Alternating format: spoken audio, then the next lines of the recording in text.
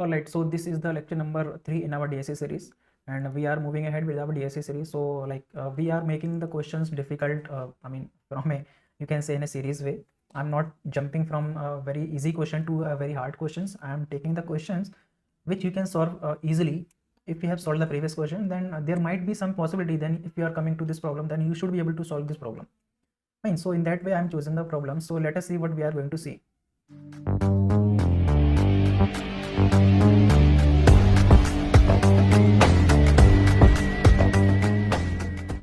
So problem for today would be check prime numbers.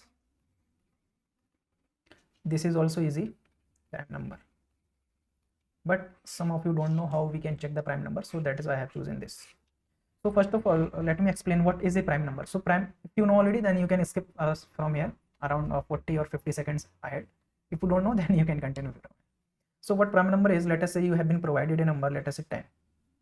So with, how many numbers can divide this? So 2 can divide this, 5 can divide this, and 10 can also divide this, and 1 can also divide this. Fine. So by dividing, what I means, if you are dividing 10 with any number, then remainder should be 0. Check from here, remainder is 0.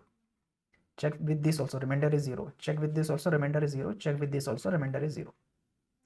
So the question is, what is a prime number? If any number which is divisible by 1 and itself and not with any other number, then that number is a prime number. In this case, this is not a prime because 10 can be divided with 2 and 5 also. So if a number is only divisible by 1 and itself, in that case, that number is a prime number. So let us take example for that also. Let us see 13. Fine. So see, 13 can be divided with 1 and 13 can be divided with 13 only. No other number can divide 13. So 13 is a prime number. Fine. Let us see one more example called 23. So 23 can be divided with 1 or 23 can be divided with itself. If both the conditions are matching, if number is not divisible by any number except 1 and itself, then the number is prime number. Fine. So I hope you are able to get what is prime number and how we can check. So the question arises, how we can be able to check whether a number is prime. Fine. So let us say I have to detect whether 15 or yes, 15 is prime number or not. So what I will do, I will be checking from 2 and I will be moving till 14 because 1 and 15 is can divide 15. So I would be not checking with them.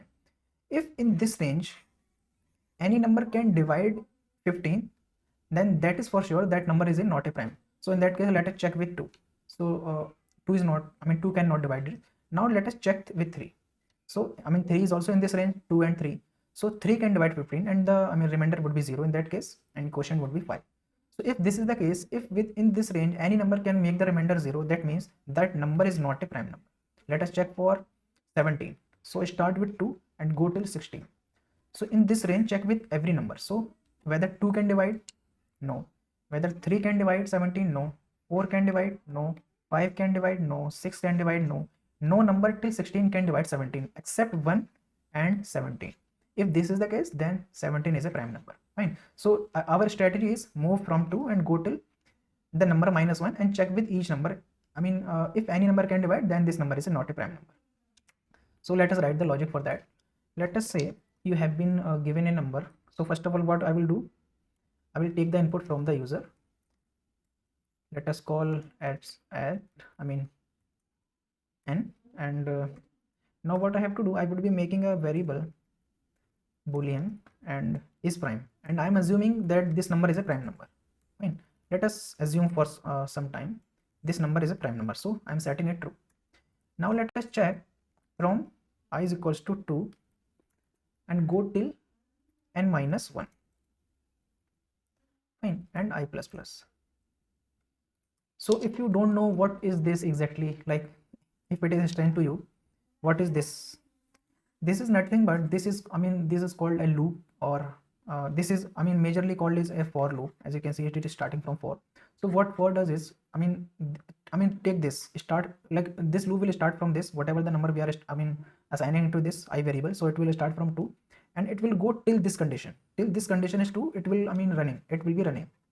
If this condition is always 2, then this loop will go infinite times. Fine. and in each iteration this condition would be executed. So you can see, I mean, in each iteration these two conditions are executed. In this case we used to check the condition, and in this case we used to increase the I. Fine. So this is what the loop is, and if loop is still not clear to you, then what I will do, I will be pasting some links into the description box so that you can check from there. So let us write the logic. What we have to do is whether n can divide with any number. Fine. If n remainder I is 0, this is how we used to check whether I can divide n or not. So if it is true, then what we have to do, we have to set the is prime as true. Fine. And let us firstly see here. So if it is true, then what we will do, we'll check is prime, like whatever we have set the value into prime, if it is same or it has not been modified, that means that number is a prime. So in that case what we would do, we would simply print that this number is a prime. So let us print also, and if this condition is not true, then in that case we have to print not prime. So here we would have to make it as false, not true, we would have to make it as false. If this condition is true, that this number is a not prime number, so for that I will have to make false. So let us try to run it and see whether this is correct or not, and we will be able to optimize this also. This is the worst case, I mean this is the worst code which we have written just now. We will be optimizing it in a while. So let us see whether this is running or not, then we'll optimize it. So as you can see, 100 is a not prime number, and I would be passing 15, whether 15 is a prime. So what you guess, is 15 is a prime number? No, it's not. 15 can be divided with 3 and 5, so 15 is not a prime number. So we should be able to get 15 is a not prime, and then we'll check for, as you can see, we are getting not prime. Now we'll check for 13. Let us say 13 is a prime number, so let us try to run it now. As you can see, 13 can be divided with 1 and can be divided with itself. No other number can divide 13, so we should be able to get prime. So let us see whether we are getting or not, then we'll see its optimization. So as you can see, we are getting prime, and let us optimize this code also. It is going to take some time, but let us optimize. If you have to learn optimization, then you will have to invest some time, or if you like, if you are coming here just to check whether that number is prime, how we can check, then you can go from here. You are done. I'm explaining the optimization now. So look at this code which we have written. So what it is doing, let us say I have provided n is equals to what, 15. Fine. So till when this loop would be coming, it would start from 2 and till it will go till 14. So let us say it is starting from 2 and it is checking whether 15 can divide whether 2 can divide 15 or not. You can see we are checking here, no, it cannot divide. So what was the value of is prime? Is prime was 2 initially. Fine. So if it is, I mean, it will not divide, then this condition would be executed. Now the value of I is 3. So whether 3 can divide 15, yes, it can divide 15. So what we'll do, we will make is prime as false. Fine.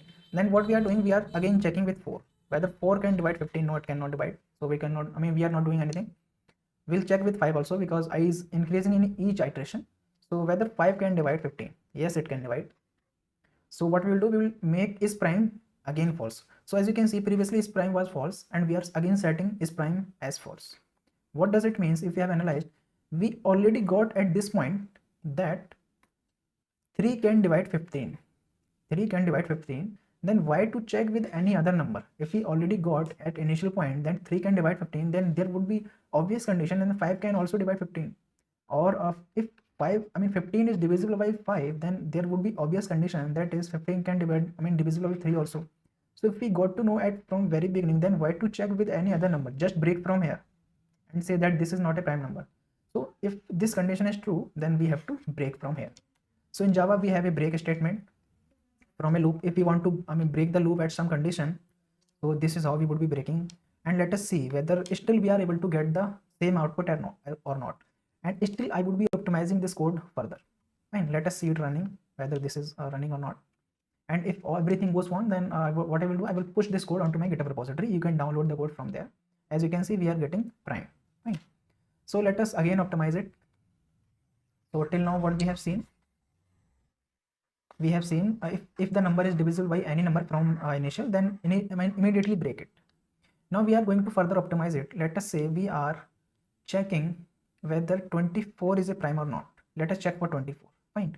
So what it will do, it will start from 2 and go till 23. Fine. It will start from 2 and go till 23. Let us say it will check with 2, 3, 4, 5, 6, 7, 8, 9, 10, 11, 12, and let us write some numbers. Then you will see why we don't need that, those numbers. So 14, 15, and 16, 17, 18, 19, 20, 21, 22, 23. So this loop will start from here and go till here. And in each iteration, let us say we are checking for 24, and with 2 we would be able to get that 24 can be divided by 2. Then we would immediately breaking from here. Fine. If this is the case, let us say I'm not checking for what? I'm not checking for 24. I'm checking for 25. Fine. So this loop would go till 24, of course. So in that case, let us say you have checked for 2, whether 2 can divide 25. No, it cannot divide. Then you will check with 3, whether 3 can divide 25. No, it cannot divide. Then you will check whether 4 can divide 25. No, 4 can also not divide. Then you will check whether 5 can divide 25. Yes, it can divide. Then what you will do? You will immediately break from here, and you will say that 25 is not a prime number. So what I want to explain here is, if you can see what we are doing, let us say if we were searching for what? If we were searching for 27, let us take it, not 27, let us 29. If we were searching for 29, then what it will do? It will start from 2 and go till 24, and it will not found any number which can divide 29. So if you can see, if check it here, check it for 24, like what are the numbers which can divide 24? So 2 can divide, 4 can divide, 3 can divide, 6 can divide, 8 can divide, and 12 can divide. And after 12, I am very sure none of these numbers can divide 24. Fine. Why these cannot divide? Because if you take the half of 24, then it would give you 12. So if 12 can 12 is the last number which can divide 24. Why it is last? Because 12 is the half of 24. So that is why 12 is the last number which can divide 24. So if we are sure that after taking half or after half of the number, no other number can divide that number, then why to check for these numbers? As you can see, we are running till 24. Till 23 in this case. Then why to go from 32 and from 13 to 23? Why to make extra 10 iterations? So this way we can also optimize it. The conclusion from here is, what we have to do, we will be running our loop till half of the n. We will check whether if this number has to be divided with any number, then this number would be divided in this range only. Fine. So that was the optimization, and let me optimize it also, and then check whether we are getting the correct output or not. So we would be writing till half. So let us check again whether we are getting the correct output or not. I'm sure we would be able to get the correct output, but let us verify just for your satisfaction. Still, I would be able to optimize this code further. This is the last optimization. We have 2 more optimization for prime, but the last one would be saving that problem into some other video, because that is some complex. As you can see, we are getting prime. So this is the optimization. Let us see last optimization. Be with me. I would request you, please be with me. So let me erase it. Fine. Let us say you were you were searching for 36. You were searching for 36, whether 36 is a prime number or not. So what I will do, you will check, like with this optimization, let us say this is n by 2. What you will do, you will run your loop till 18. Sorry, I would not to hide that. You will run your loop till 18. You will run your loop till here. You will check from here whether if 36 can be divided with 2 or 18. That in that case 36 is not a prime number. But what I'm saying, you do not have to check till 18 also. You just have to check till root of the 36, which is 6. Why it is? Let me explain here one more point. You will have to remember your 7th or 8th class math. What is that? Let me explain here also. So first of all, here we have n by 2. Fine. So let us analyze the factors of 36. They are 1 into 36 and what? 2 into 18 and what? 3 into 12 and 4 into 9 and 6 into 6. And now see it very carefully. Now each factor will repeat itself. Now 9 into 4 and 12 into 3 and 18 into 2 and 36 into 1. Fine. So with this way, what we got, if this 36, the factors of 36 are in this range, and after 6 or the root of this 36, the factors are repeating themselves. So if the factors are going to be same as these, so why not we just check with these numbers? Why to go till here? Like, what my point is, if 36 can be divided with these numbers and after root of this each of the factors are repeating themselves, then why to check with these numbers? If we would be able to get whether any of these numbers can divide 36, then that is for sure these numbers can also divide 36. Fine. If let us say take the example of 12. So after multiplying 3 into 12 we got 36, then that is also sure after multiplying 12 with 3 then we would be able to get 36. Then why to check with this? If we just have checked with this, then why to check with the again same input? So that is my the only question. So let us check with another input also. If it is not clear to you, let us check with another input. Let us take the example of 79, not 79. Let us take the example of what? 49. Fine. So let us write the factor of 49. 1 into 49 and 7, no other, 7 into 7 and 49 into 1. So you can see we do not have any other factor except 1 into 49, 49 into 1 and 7 into 7. So as you can see, after root this factor has repeated itself. So if we go to know here that till here of course, like whether these numbers can divide this 49, then after this they are repeating itself. So there would be obvious condition that their numbers are going to be same. Then if these can divide, then also these can divide. If these number can divide, then this is for sure these number can also divide 49. So the my main point is, you do not have to check till half also. You just have to check till root of n. Fine. So this is the last optimization which we have to do. Let us say, so now what we have to do, we just have to replace this condition with root of n. So for root of n, what we have, either we can write like this, I less or equal to math dot sqrt of n. We have a function in Java which used to give us the square root. Let us say I would be passing this 36 into this, then it would return 6 to me. I think it used to return a floating point number. What are floating point number? Do not worry on that part. I would be explain them in my later videos. So we do have a alternate method to avoid this concept. What we can do, either we can write like this, square root of I is less or equal to n. Same condition we can write in this way also, I into I less or equal to n. This is also same as this. Fine. Take a square of this and this should be less than. Fine. So we would be writing this condition. This is optional. You can write this way. This is perfectly fine. But the thing is, it will take the square root and it will iterate over a loop or whatever. So that is why it would, it is going to increase your complexity. So for that reason, I'm writing I into I. Both the conditions are same. So here, what you have to do, you just have to write I into I less or equal to n. So let us see whether still we are getting correct output or not. Fine. So I hope we should be able to get the correct output because we just have done optimization. We have not broken the code. Fine. So let us, it is launching. My compiler seems to be slow today. Let us proceed, and do not confuse with that whether this is an error. This is not an error. This is just a compiler message. I would be removing this in my further videos. Do not worry on that part. So it is running now and it has completely running. Let us, as you can see, we are getting prime. So let us see for not prime. It is let us say for 36. Fine. So we are running it. So till when it will be executed? It will be executed till 6 only. It will not go till 36. Fine. So that was the main important point. Like we have reduced it from 36 to 6. See the optimization level, what we have done so far. So that is why optimizations are very important in your interviews. So that is why the DSA is only for that reason. DSA is all about the logic building and optimization. So as you can see, we are getting not prime. So I hope I was able to explain you the concept of prime numbers or checking the prime number, how we can check the prime numbers in the most optimized way.